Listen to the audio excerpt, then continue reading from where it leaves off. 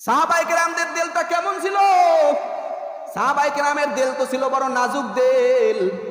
একটা কিছু হইলি মদিনার নবীর দরবারে হাজির হয়ে যাইতেন। কোনো কিছু হইলি মদিনার নবীর দরবারে হাজির হয়ে যাইতেন, আর ভয়ে থাকতেন। ভয়ে হযরতে হানজালা রাদিয়াল্লাহু তাআলা আনহু কেমন ভয় পাইতেন। একবার মদিনার দরবার থেকে, মদিনার নবীর দরবার থেকে বয়ান শুনে চলে গেছে বাসায়।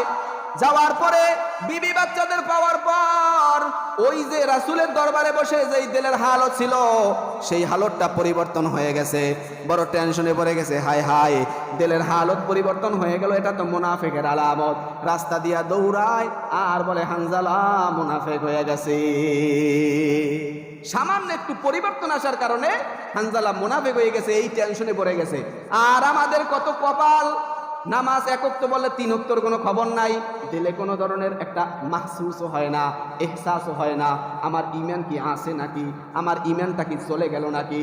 আমি কাফেরের সাথে মোলাকাত করি, মোহাব্বত দেখাই, কাফেরের সাথে একসাথে কনসার্টে যাই, একসাথে ঘুরতে যাই, একসাথে পিকনিক খাই। একটা বার দিলের ভিতরে আমার একটা বার একটা চিন্তা জাগে না, আমার কি ঈমানটা চলে গেল নাকি? আল্লাহ কি আমাকে বেঈমান বানাই দিয়েছে নাকি?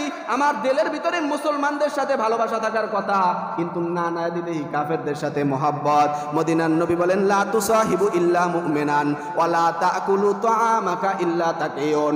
ও দুনিয়ার মানুষ, ও দুনিয়ার উম্মতেরা শোনো, মুমিন ব্যতীত কাউকে বন্ধু বানাইবা না, আর তাকওয়া অর্জন যারা করে তাদেরই কি খানা খাওয়াইবা।